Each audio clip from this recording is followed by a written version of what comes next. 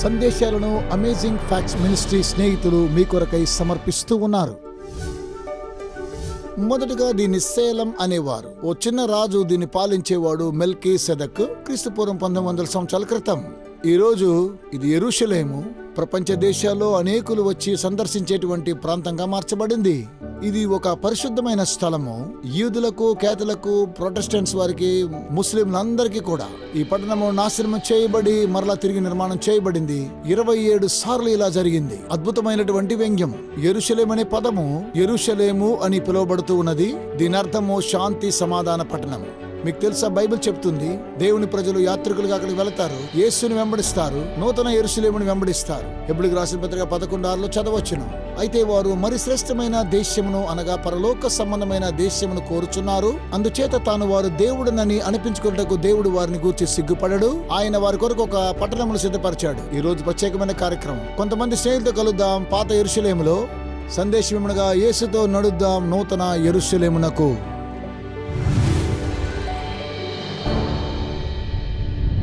ఈ రోజు ఎక్కడ చాలా సంతోషం.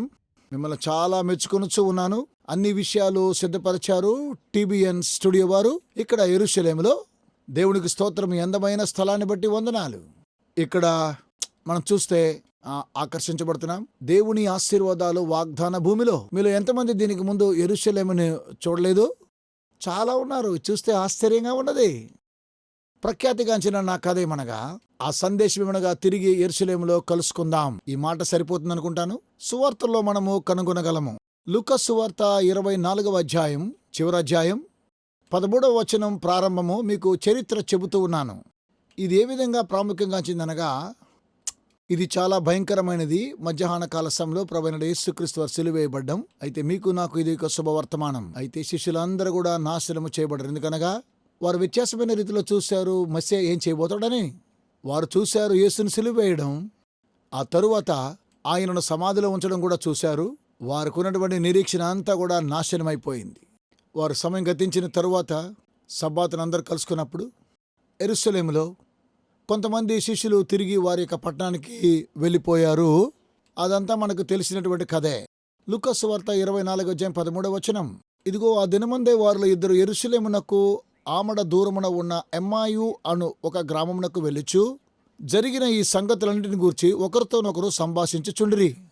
వారు సంభాషించుచు ఆలోచించుకొనుచు ఉండగా యేసు తానే దగ్గరకు వచ్చి వారితో కూడా నడిచెను. అయితే వారు ఆయనను గుర్తుపట్టలేకుండా వారి కన్నులు మూయబడెను. ఇప్పుడు అలా రోడ్లో నడుస్తూ ఉన్నప్పుడు అక్కడ ఎవరో ఒకరు వారి ప్రక్కన వారితో కూడా ఏకమవడం చూస్తున్నాం. ఇది సహజంగా జరుగుతూ ఉన్నది. వారితో కూడా ఎవరో వస్తున్నారు, అది క్షేమకరంగా అనుకుంటారు. వారు ఒకరితో ఒకరు సంభాషించుకొనుచున్నారు భయంకరమైన సంభావన గురించి. వారు అలా వెలుచు ఉండగా ఆయన వారితో కూడా నడుస్తూ వస్తున్నాడు. అయితే తానెవరో ఆయన ప్రత్యక్షపరచుకోలేదు. చివరిగా ఆయన అన్నారు, ఇంకా ఆయన ఎవరో అని వారు ఆలోచిస్తుండగా ఆయన ఎవరోనని వారు తెలుసుకోలేకపోతున్నారు. వారు ఆయనను కనుగొనలేకపోయారు. ఎందుకనగా వారు కళ్ళు మూయబడ్డాయి. ఆయన వారితో నడుచుచూ మీరు ఒకరితో ఒకరు చెప్పుకొనుచున్న ఈ మాటలేమని అడుగగా వారు దుఃఖముఖులై నిలిచిరి.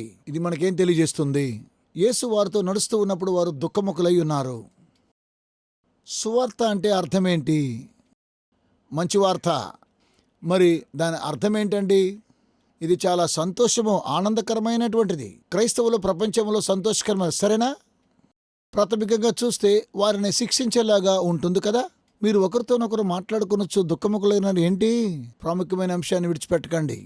వీటి మధ్యలో ఒక అనుసంధానం ఉన్నది. ఆయన ఎవరో వారు గ్రహించలేదు, అలాగే దుఃఖముఖులై ఉన్నారు. ఎందుకంటే వారు ఆయన తెలుసుకోలేదు కనుక, అందుకే దుఃఖముఖులై ఉన్నారు. కనుక చివరిగా మనం చూస్తున్నట్లయితే ఒక మార్పు రాబోతుంది. ఆ మార్పు ఏంటో చూద్దాం. వారు అలా నడుస్తూ వెళుతున్నారు. ఆయన అన్నారు, ఇదేంటి? అందులో ఒకరి పేరు క్లయోఫా. అది అపోస్తల కార్య గ్రంథంలో రాయబడింది. వారిలో క్లయోఫా అనువాడు యెరూషలేములో బస చేయుచుండి ఈ దినములలో అక్కడ జరిగిన సంగతులు నీ ఒక్కడవే ఎరుగవా అని ఆయనను అడిగెను. ఆయన అవి ఏమని వారిని అడిగినప్పుడు ఆయన గురించి ఇంకా తెలుసుకోవాలని ఈలాగున ఆయన అనేకమైన ప్రశ్నలు ఇస్తూ ఉన్నాడు. కొన్నిసార్లు ఇంకా వారికి దగ్గరవడం కోసమై ఆయన ప్రశ్నిస్తారు, ఆదామా ఎక్కడున్నావు? ఆయనకు తెలుసు ఆదాం ఎక్కడున్నాడని. ఆయన శిష్యులతో కూడా అన్నాడు, మీరు మేడగదిలో ఉన్నప్పుడు దేని గురించి సంభాషిస్తూ ఉన్నారు? వారు ఏమి సంభాషిస్తున్నారో ఆయనకు తెలుసు, ఎందుకంటే ఆయన చాలా గొప్పవాడు. అయితే క్లయోఫా అంటున్నాడు, నీవు ఏమి ఎరుగవా?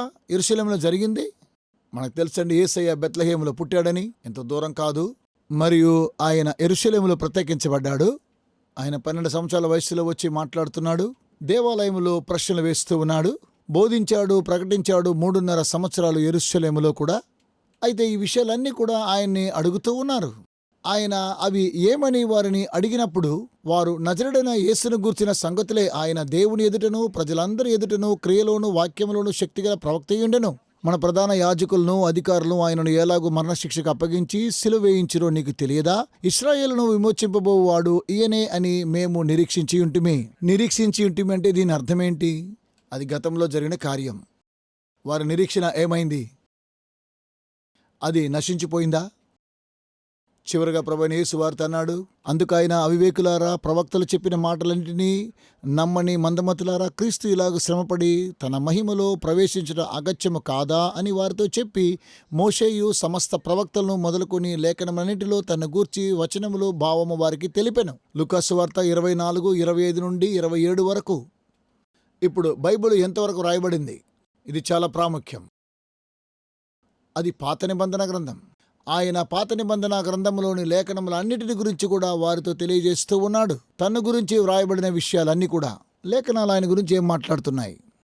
పాత నిబంధన గ్రంథము ప్రభు అయినటువంటి యేసునందుకు మనం నడిపిస్తూ ఉన్నాయి. బైబిల్ గ్రంథాన్ని మనం చదివితే దేని గురించి? ఆదాముని గురించి. 6వ దినాన అతను గాఢ నిద్ర కలుగు చేసి ఆయన ప్రక్కలో తెరచి మరి భార్య జన్మించింది. యేసు వారములో 6వ దినాన కల్వరి శిలువలో ఉన్నాడు. సమాప్తమైందన్నాడు. ఆయన కూడా నిద్రించాడు. ఆయన ప్రక్క తెరవబడింది. సంఘము జన్మించింది. మీరు బైబిల్ గ్రంథాన్ని చదివితే అబ్రహామును గురించి పర్వతం మీదకి ఎక్కుతూ ఇస్సాకు మీద కట్టెలు మోపున్నట్టుగా చూస్తున్నాం. ఇస్సాకు అంటున్నాడు, తండ్రి సమస్తమున్నాయి, మన యొద్ద కట్టెలున్నాయి, కాల్చడానికి నిపుణుడు, అయితే గొర్రెపిల్ల ఎక్కడా అని అడిగాడు. అబ్రహాం అన్నాడు, నా కుమారుడా, దేవుడు మనకు గొర్రెపిల్ల దయచేస్తాడన్నాడు. ఇస్సాకు అబ్రహామునకు కుమారుడై ఉన్నాడు. ఇస్సాకును బలి ఇవ్వడానికి నిర్ణయం తీసుకున్నాడు పర్వతం మీద. ఎప్పుడైతే అతడు కత్తి దూసినప్పుడు దేవదూత అబ్రహామును ఆపు చేసింది, ఒక దిశానిర్దేశాన్ని ఇచ్చింది. అక్కడున్న తగులుకొని ఉన్న ఒక పొట్టేలు, పొదలో కొమ్ములు తగులుకొని ఉన్నటువంటి ఒక పొట్టేలు, కొమ్ములు తగులుకొని ఉన్నవి, అది ముండ్ల పొదలో ఉన్నది. ఇది క్రీస్తు గుర్తుగా ఉన్నది. బైబిల్ గ్రంథంలో సంసోను గురించి చదువుతున్నాం. అతనికి మారుగా మరియు తన జీవితంలో అంతమునకు వచ్చినప్పుడు అతను అన్నాడు, నేను చనిపోవాలి. తన చేతులను ఇలాగున చాపి దేవాలయంగా పరిగణించబడినటువంటి దాగోను గుడిని తన ప్రాణాన్ని పెట్టి దేవుని యొక్క ప్రజలను శత్రుల చేతుల్లో విడిపించాలనుకున్నాడు. ఇది కూడా క్రీస్తు గుర్తేనండి. ఇంకా అర్థం చేసుకోవాలంటే బైబిల్ ప్రతి పేజీ చూస్తే చదవగలము. గిద్యోను గురించి అలాగే చదవగలము. ఏ ప్రవక్త గురించి అయినా చదవగలరు. ఎస్తేరు గురించి. వీరందరూ కూడా యేసు క్రీస్తుని గురించి తెలియజేస్తుంటారు. బైబిల్ అనేటువంటిది చాలా ఆశ్చర్యమైనటువంటి పుస్తకం. ప్రతి లేఖనములో మనం చూస్తున్నట్లయితే ప్రభువైన యేసుని గురించి తెలియజేస్తున్న కొన్నిసార్లు మనం అర్థం చేసుకోలేకపోతుంటాం. పాత నిబంధనలో ఒకరి కథ మీరు చెప్పండి. ఇప్పుడే ఆ విషయాన్ని తెలుసుకుందాం. పాత నిబంధన గ్రంథంలో ఉన్న ఒకరిని గురించి. నోవా. మంచిది. బైబిల్ చెబుతుంది నోవహు దేవుని దయ పొందాడని, యేసుక్రీస్తు వలె కృప పొందాడు. ఒకే ఒక మార్గము రక్షించబడడానికి. నోవహు దినాల ద్వారం గుండా వెళ్లాలని యేసు అన్నాడు, నేనే ద్వారం అంటున్నాడు. ఈ ద్వారము ఓడ ప్రక్కన ఉన్నది. దాన్ని కనుగొన్న వారు జీవాన్ని కనుగొంటారు. ప్రపంచమంతా కూడా జన సమూహముతో నింపబడింది, సృష్టించబడింది నోవా ద్వారా, అనగా క్రీస్తు ద్వారా. ప్రపంచమంతా కూడా జన సమూహంతో ఉన్నది. మరి యేసు నోవహు గురించి సువార్త, రక్షణ గురించి. అదేనండి నోవహు కథ. నోవహు కృప పొందినటువంటి వాడు. అనేకమైన కథలు మీరు కూడా చెప్పాలని నేను కోరుతూ ఉన్నాను. సొలొమోను దావీదు యొక్క కుమారుడు. యేసు దావీదు కుమారుడు. సొలొమోను అనగా సమాధానమునకు రాజు. యేసు అంటే సమాధాన పుత్రుడు. సొలొమోను చాలా జ్ఞానవంతుడు. అలాగే ప్రభువైన యేసుక్రీస్తు కూడా జ్ఞానవంతుడే. సొలొమోను ఐశ్వర్యవంతుడు. యేసుక్రీస్తు కూడా ఐశ్వర్యవంతుడే. సొలొమోను యెరూషలేమునకు రాజు, ఉన్నతమైనటువంటి మహిమ కలిగినటువంటి వాడు. యేసు రాజు అయ్యున్నాడు. నూతన యెరూషలేముకు అంతకన్నా గొప్ప మహిమ గలవాడు. ఇలా చెప్పుకుంటూ వెళ్ళవచ్చును. మనం కనుగొనగలము. అనేకమైన ఉదాహరణలు ఉన్నాయి. యేసుని గురించిన విషయాలు ఎన్నో ఉన్నాయి. సొలొమోను దినాల్లో చాలా యుద్ధాలు ఉన్నాయి. ఎవరో కొంతమంది తన సింహాసనాన్ని అపహరించాలనుకున్నారు. మరియు అలాగుననే అనేకమైన యుద్ధాలు జరిగాయి యేసయ్య సింహాసనాన్ని గురించి. ఎవరో చెప్పండి.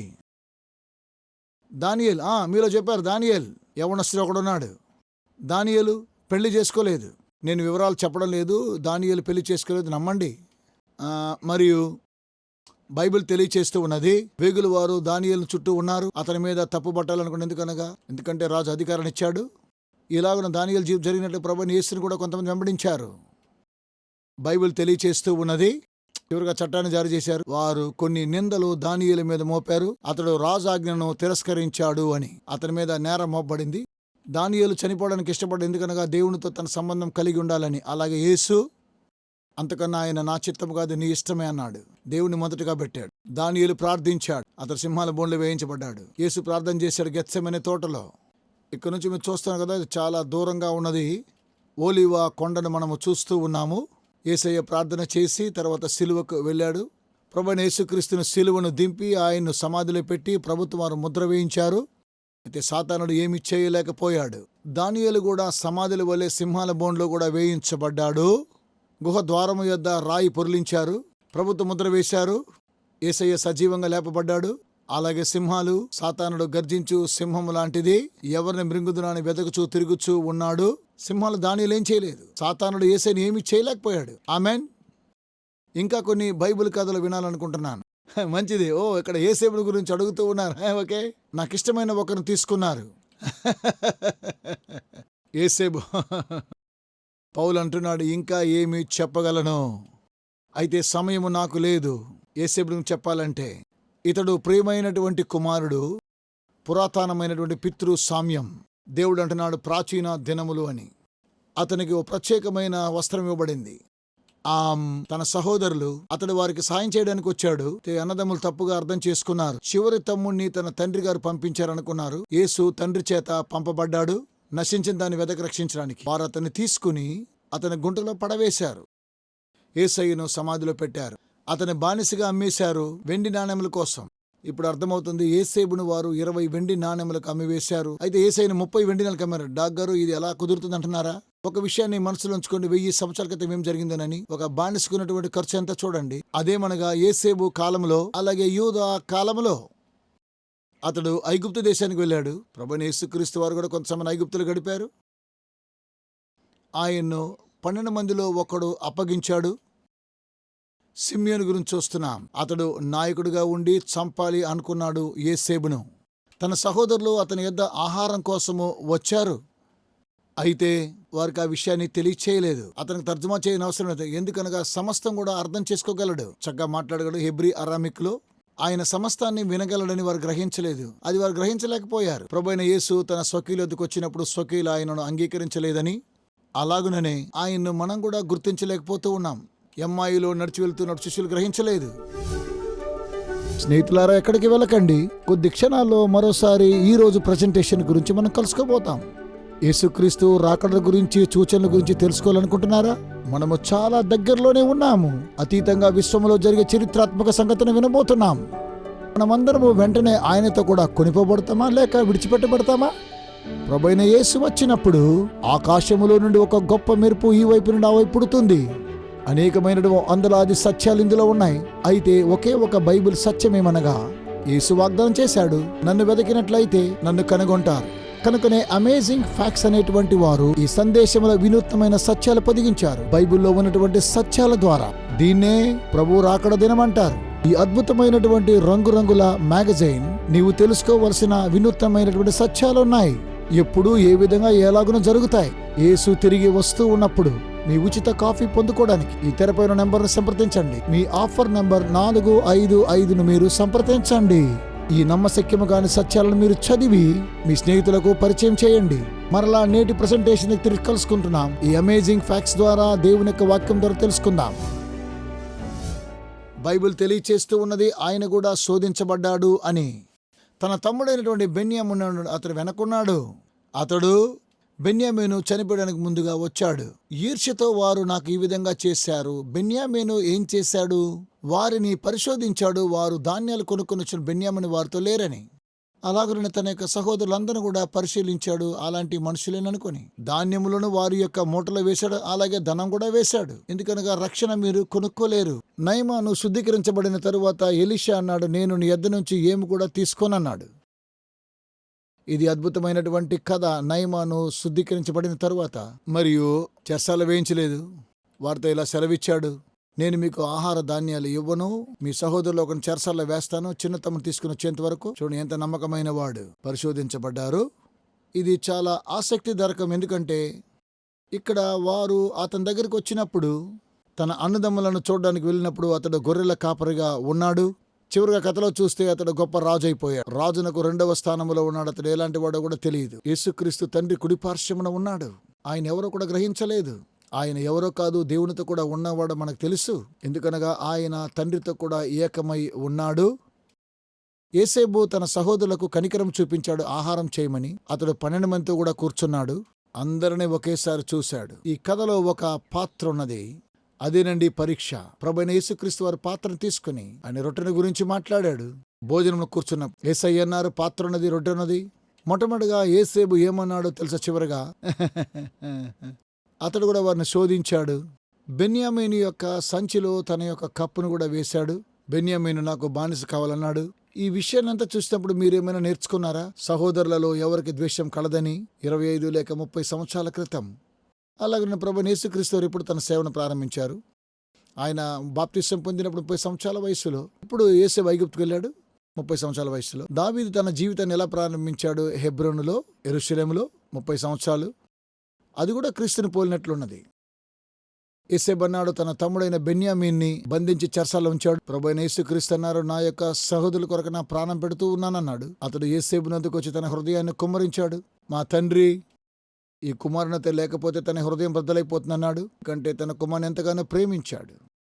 నేను ఒకసారి మా యొక్క తండ్రితో యూదులకు బదులుగా నేను ప్రత్యామ్నాయంగా ఉంటానంటున్నాను. ఇది మంచి ప్రశ్న. ఎవరు ఆ సమాధిలో ఉన్నారు? యూదా గోత్రం. ప్రభువైన యేసుక్రీస్తు వారు ఏ గోత్రం నుంచి వచ్చాడు? ఆయన యోధా గోత్రం నుంచి వచ్చాడండి. అతడు యేసేబుతో ఈ విధంగా అన్నాడు, నన్ను తీసుకోండి, నేను మా తండ్రిని ఏ విధంగా చూడగలను? ఆయన చనిపోయేటువంటి పరిస్థితిలో ఉన్నాడు కదా, ఆయన దుఃఖంతో ఉంటాడు. ఇంకా యేసేబు ఆగలేకుండా వీరు మారు మనసు పొందారనుకున్నారు. వారు నాకు చేసింది మర్చిపోయారు. వారిపై పగ తీర్చుకోవడానికి యేసేబుకు అధికారం కలదు. అయితే వారికి అపరాధ భావన ఉన్నది. అతడు వారిని చంపిండు, చెందుకనగా బానిసగా అమ్మివేశారు కదా. అతడు శ్రమపడ్డాడు చెరసాల్లో. ప్రభువైన యేసు చెరసాల్లో ఉన్నాడా? వారిని క్షమించాడు. ప్రభువైన యేసు మనకేం చేశాడు? క్షమించడం మాత్రమే కాకుండా వారికి ఆహారాన్ని కూడా ఇచ్చాడు. తన సహోదరుల మీద కనికరం చూపించాడు. నేను పరలోకం పోవాలి యొక్క DVD చూస్తూ ఉన్నప్పుడు నేను వారి యొక్క ముఖాలను చూడాలి. చివరగా అతడు వారితో అంటున్నాడు, ఎంతగానో అతను దుఃఖించాడు యేసేబు తను ప్రత్యక్షపరచుకున్న తరువాత. మరియు వారేమనుకుంటున్నారంటే, ఐగుప్తు దేశాన్ని ఏలేటువంటి ఇతనికి ఏమైంది? అతడు అలాగుడు వారు చూసి ఏడుస్తూ వారి యొక్క భాషలో మొదటిసారిగా నేను యేసేబును అన్నాడు. ప్రభువైన యేసు కూడా నేనే అన్నాడు. దేవుడు అన్నాడు, నేను ఉన్నవాడనను వాడనన్నాడు. యేసు అన్నారు, అబ్రహామునకు ముందుగా నేను ఉన్నవాడను. వారి సహోదరుని చూసి యేసేబు నేనే యేసేబు అన్నాడు. వారు అలా చూసి ఆశ్చర్యపోయారు. ఇప్పుడు తెర చినిగిపోయింది అనుకున్నారు. అయితే అతడు అన్నాడు, మా తండ్రి ఇంకా జీవిస్తూ ఉన్నాడా? అన్నిటికన్నా అతడు హృదయం బద్దలైపోయింది. ఎందుకనగా తండ్రికి దూరం అయిపోయాడు గనక. ఆదికాండం పుస్తకం అంటే నాకు చాలా ఇష్టము. తండ్రి కుమారులు తిరిగి కలుసుకొనొచ్చున్నారు. ఈ వార్త విన్న తరువాత ఆ యాకోబునకు వర్తమానం వచ్చింది, యేసేబు జీవించుచున్నాడని. ఆ హృదయం అలాగా ఆగిపోయింది. ఐగుప్తు దేశం నుంచి గుర్రాలన్నీ రథాలు వస్తున్నప్పుడు అప్పుడే అతడు నమ్మాడు. బహుమానాలు చూసి అప్పుడే నమ్మాడు. పెంతెకోస్తు దినాన వరాలు చూశారు, వాళ్ళు విశ్వసించారు. చూడండి, సువార్త విషయాలు యేసేబులో చూస్తున్నాం. కనుక యేసయ్య మాత్రమే ఆయన నడుస్తూ వెళుతున్నప్పుడు, ఆయన అలా నడుస్తూ వెళుతున్నప్పుడు వారి కోసమే లేఖనాలు చూపించాడు. వారు ఆశ్చర్యపోయారు. వారు ఆలోచిస్తుండగా, అయ్యో, ఈ విషయాలు మేము ఎప్పుడు కూడా ముందు వినలేదే, దేవుని చిత్తమంతా కూడా ఇలా జరుగుతూ ఉన్నదే. అంతలో తాము వెళుచున్న గ్రామం దగ్గరకు వచ్చినప్పుడు ఆయన కొంత దూరం వెళ్ళినట్లు అగుపడగా, వారు సాయంకాలం కావచ్చినది, ప్రొద్దుగుంకినది, మాతో కూడా ఉందమని చెప్పి ఆయనను బలవంతం చేసిరి. కనుక ఆయన వారితో కూడా లోపలి ఉంటకు వచ్చెను. వారితో ఉండమని అడిగారు. వారితో కూడా ఆయన గడిపాడు. ఆయన వెళ్ళి ఉండవచ్చు, అయితే వారు ఉండమన్నారు.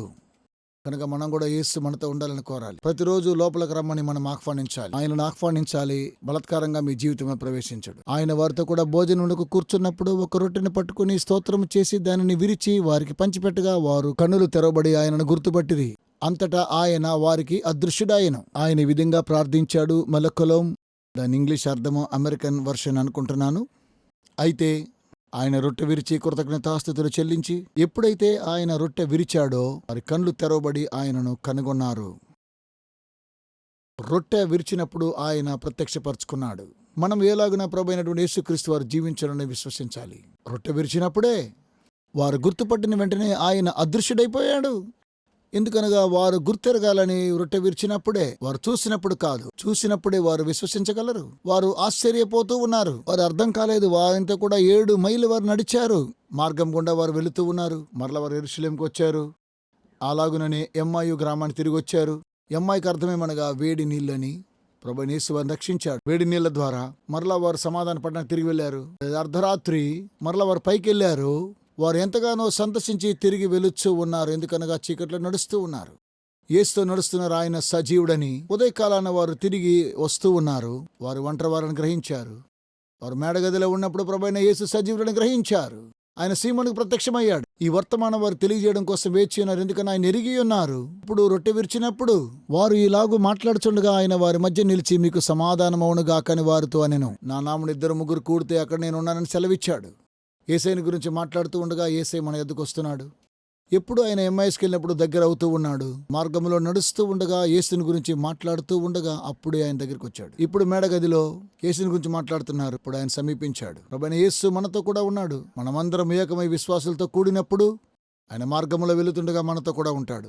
మార్గమున వెలుచూ ఉండగా మేడగదిలో మాత్రమే సాక్ష్యంగా ఉండడం మాత్రం కాకుండా, వారు చెప్తున్నారు దుఃఖముఖములు అయినప్పుడు, వారు మార్గమున వెలుచున్నప్పుడు, వారు మార్గములో వెలుచున్నప్పుడు ఎవరిని కూడా మార్చలేదు. యేసయ్య అన్నారు, ఎందుకు మీరు దుఃఖముఖం కలిగి ఉన్నారు? స్పర్జన్ బోధకులకు ఈ విధంగా బోధించాడు. మరియు ఆయన అన్నారు, మీరు ప్రసంగిస్తూ ఉండగా మీ ముఖాలు ప్రకాశించాలి. ఆ విషయాన్ని గురించి మాట్లాడుతూ ఉండగా, మీరు పరలోకాన్ని గురించి మాట్లాడుతున్నప్పుడు మీ యొక్క కళ్ళు మెరవాలి, బంగారు వీధులు నడిచినట్టుగా అనిపించాలి, మీ ముఖాలన్నీ కూడా ప్రకాశించాలి. ఒకవేళ మీరు నరకాన్ని గురించి మాట్లాడుతూ ఉన్నట్లయితే సాధారణమైన ముఖాలు పెట్టుకుని ఉండవచ్చును. దురదృష్టవశాత్తున కొన్నిసార్లు క్రైస్తవులకు సువార్త మంచి వర్తమానంగా ఉండదు. మనం ప్రజల యొద్దకు వెళ్ళినప్పుడు మనం ఏం విశ్వసిస్తున్నామో ఆ విషయాన్ని గురించి మనం సంతోషించాలి. ఆ తరువాత ప్రభువైన యేసు వారితో మాట్లాడుతూ ఉండగా వారు నమ్మలేదు. అయితే వారు దిగులుపడి భయాక్రాంతులై భూతము తమకు కనబడినని తలంచిరి. ఈ విషయాన్ని ఆలోచించండి. వారు మార్గమున వెలుచు ఉండగా ఆయన వారితో ఉన్నాడు, అది చూశారు. మేడగదిలో ఉన్నప్పుడు కూడా ఆయన వారితోనే కూడా ఉన్నాడు. డిజైర్ ఆఫ్ ఏజెస్ అనేటువంటి పుస్తకాన్ని చదివితే పైకి వెళ్తున్న ఆయన మనతో ఉన్నాడని. మేడగదిలో ఉన్నప్పుడు ఆయన ప్రవేశించాడు, అదృశ్య స్వరూపిగా ప్రవేశించాడు, తలుపుల గుండా ప్రవేశించాడు, ఆత్మస్వరూపిగా గోడలోనికి ప్రవేశించగలడు. ఆయన వారితో వెళ్ళాడు. ఆయన వారితో ఉండడం వారందరూ కూడా గ్రహించారు. మనం ఎందుకు అప్పుడప్పుడు మర్చిపోతూ ఉంటాం క్రీస్తు మనతో కూడా ఉన్నాడన్న విషయం? మనం ఎక్కడికి వెళ్ళినా సరే కొన్నిసార్లు అలాగుననే మనం భయపడిపోతూ ఉంటాం. ఆయన ఆత్మస్వరూపిగా ఉన్నాడు. ఆయన అన్నాడు, నేను భూతం కాదని, నేను జీవం కలిగిన దేవుడిని అన్నాడు. మీకు సమాధానం కలుగును గాక అన్నాడు. దుఃఖంలో ఉన్నటువంటి వారికి ఎంత సమాధానం అండి. వారు భయపడి కలవరపడుచూ ఉన్నారు. అప్పుడు ఆయన, మీరెందుకు కలవరపడుచున్నారు? మీ హృదయములలో సందేహం పుట్టనేలా? నేనే ఆయనను అనుటకు నా చేతులను నా పాదములను చూడుడి, నన్ను పట్టి చూడుడి. నాకున్నట్టుగా మీరు చూచుచున్న ఎముకలను మాంసమును భూతమునకుండవని చెప్పి తన చేతులను పాదములను వారికి చూపిను. అయితే వారు సంతోషం చేత ఇంకను నమ్మక ఆశ్చర్యపడుచుండగా ఆయన, ఇక్కడ మీ వద్ద ఏమైనా ఆహారము కలదా అని వారిని అడిగెను. వారు కాల్చిన చేప ముక్కను ఆయనకిచ్చిరి. ఆయన దానిని తీసుకొని వారి ఎదుట భుజించెను. నేను భూతం కాదు, నేనదే ప్రభువైన యేసుని. పునరుద్ధానము చెందిన తరువాత మహిమ కలిగిన శరీరం వస్తూ ఉన్నది. దేవుడు ఆదాము హవ్వలను ఉద్దేశంతో సృష్టించాడు. ఏదైనా తోటలో వారిని ఉంచాడు. మీరు తోటలను నాటించండి, పరలోకపు మన్నాను భుజించండి, మీరు ఇండ్లు కట్టుకొని అందులో నివసించండి. అన్ని విషయాలు వాస్తవంగానే తెలియచేశాడు. మనము మేఘాల్లో సంచరించడం లేదు, వింతైనటువంటి బాణాలు వేసి ప్రజలను ప్రేమలో పడవేయడం కాదు, గాని మనం వాస్తవమైన కార్యాలు చేస్తూ ఉన్న నూతన భూమి మీద మరలా ఆయన వారితో కూడా కలుసుకుని ఆహారాన్ని భుజించాడు. అంతటా ఆయన, మోషే ధర్మశాస్త్రంలోను ప్రవక్తల గ్రంథములోను కీర్తనలోను నన్ను గూర్చి వ్రాయబడినవన్నీ నెరవేరవలనని నేను మీ యొద్ద ఉండినప్పుడు మీతో చెప్పిన మాటలు నెరవేరినవని వారితో చెప్పెను. మోషే అంటున్నాడు ద్వితీయోపదేశకాండం 18వ అధ్యాయంలో, దేవుడైన యెహోవా ఒక ప్రవక్తను వారి కొరకు పుట్టించును, నా వలే ఆయన మాట వినుడి. యేసయ్య ప్రవక్త మోషే వలే ఆయన పుట్టి ఉన్నాడు. ఆయనే చట్టాన్ని ఇచ్చినవాడు. మోషే ధర్మశాస్త్రంలో ఎన్ని రాయబడ్డాయి? ప్రవక్తల గ్రంథాల్లో కూడా. అలాగే మనం మోషేని గురించి చూస్తే మలకీ గ్రంథంలో నాకు ముందుగా ఒక ప్రవక్తను పంపిస్తానన్నాడు. గుర్తుంచుకోండి, మోషే నా యొక్క సేవకుడు. వీరందరూ కూడా యేసుని గురించే మాట్లాడారు. మార్గములో వెళుతూ ఉన్నప్పుడు ప్రభువైన యేసుక్రీస్తు వారు సమస్తములో ఉన్నవారు. యేసయ్య ఆదికాండంలో, నిర్గమకాండంలో, లేవికాండం, సంఖ్యాకాండం, ద్వితీయోపదేశకాండంలోను, యెహోషువలోను. మీకు యెరికో పట్టణాన్ని గురించి తెలుసు కదా. నేను గత వారంలో యెరూషలేముకి వెళ్ళినప్పుడు యెహోషువ యేసు అని అర్థమిస్తానుగా యెషువా అని. ఆయన వస్తాడు, ఆయన బూర మోగిస్తాడు, ఆర్భటిస్తారు, పట్టణములో గోడలు కూలిపోతాయి. రాహాబు వారి కుటుంబం రక్షించబడింది. అది రక్షణకు సూచన అయ్యున్నది.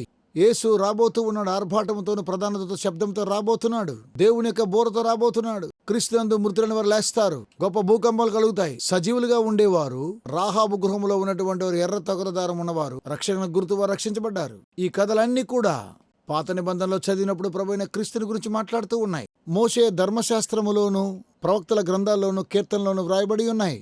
యేసయ్యను గురించి కీర్తనలు ఏం చెప్పబడింది? కీర్తన 22లో కల్వరి సిలువలో వ్రేలాడడం. అందరూ ఆశ్చర్యపోతున్నారు. నా దేవా, నా దేవా, ఎందుకు నన్ను చేయి విడిచితివి అని అంటున్నాడు. ఆయన కీర్తన గ్రంథంలో మెస్సియాను గురించి వ్రాయబడింది. ఆ తరువాత కీర్తన గ్రంథంలో మనం మరలా చదివినట్లయితే, నా చేతులకు కాళ్లకు మేకులు గుచ్చారని, నా వస్త్రం కోసమై వారు చీట్లు వేసుకున్నారు. సిలువకు ముందు ఇవన్నీ కూడా జరిగాయి. అవన్నీ కూడా ఆయన గమనిస్తూనే ఉన్నాడు. ఆయన ఇవన్నీ కూడా కీర్తన గ్రంథంలో వ్రాయబడిన విషయాన్ని తెలియజేస్తున్నాడు. మన విశ్వాసాన్ని ఇంకా బలపరుస్తూ ఉన్నాయి. దొంగల మధ్య సిలువేయబడిన ప్రభువైన యేసు. ప్రవక్తల గ్రంథములోను, కీర్తనలోను నా గురించి వ్రాయబడిన అన్నీ కూడా చివరి వచనాలు నెరవేర్చబడ్డాయి. అప్పుడు వారు లేఖనములు గ్రహించినట్లుగా ఆయన వారి మనస్సును తెరిచి, ప్రతిసారి ప్రభువైన యేసు వారిని కలుసుకున్నప్పుడు గ్రహించినట్లుగా వారి మనస్సులను ఆయన తెరుస్తూ ఉన్నాడు. వారు యెరూషలేము నుండి వెళుతూ ఉన్నప్పుడు దుఃఖముఖంగా ఉన్నారు. తిరిగి యెరూషలేముకు వచ్చినప్పుడు ఆయన సజీవుడిగా ఉన్నప్పుడు వారు సంతోషించారు. భూమి మీద మాత్రమే కాకుండా నూతన యెరూషలేములో చూడబోతున్నాం. మనం గ్రహించగలము ఆయన నిజమని, ఆయన సజీవుడని. ఏ విధంగా శిష్యులు యేసును గుర్తెరిగారు? రొట్టె విరిచినప్పుడే వారు గ్రహించగలిగారు. యేసన్నారు, ఇది నిత్య జీవమని. యోహాను సువార్త 17వ అధ్యాయంలో మీరు నిజమైన దేవుణ్ణి గ్రహించగలరు. ఆయన పంపించిన యేసు క్రీస్తుని మీరు ఎరిగి ఉన్నారు.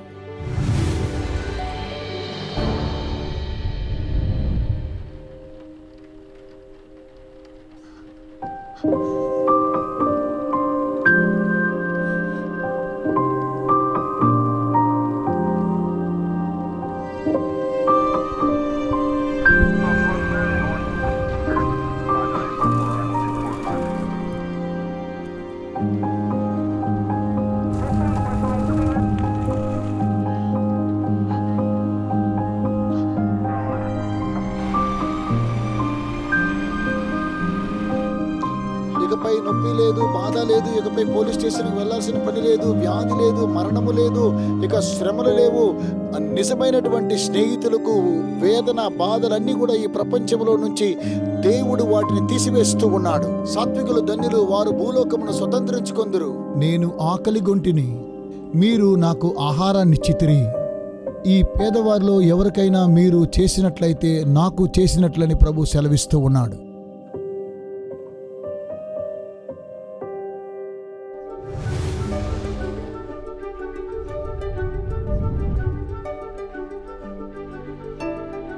మర్చిపోకండి, ఈరోజు ఉచిత ఆఫర్ని పొందుకోవడం కోసము మీరు చేస్తూ ఉన్నటువంటి సహాయాన్ని బట్టి మీకు వందనాలు తెలియజేస్తూ ఉన్నాం. యేసుక్రీస్తు సువార్తను ప్రపంచానికి తీసుకుని వెళ్ళాలి.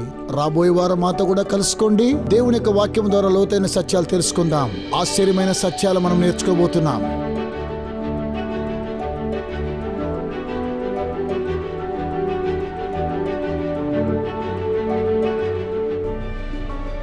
ఈ సందేశాలను అమేజింగ్ ఫ్యాక్ట్స్ మినిస్ట్రీ స్నేహితులు మీ కొరకై సమర్పిస్తూ ఉన్నారు.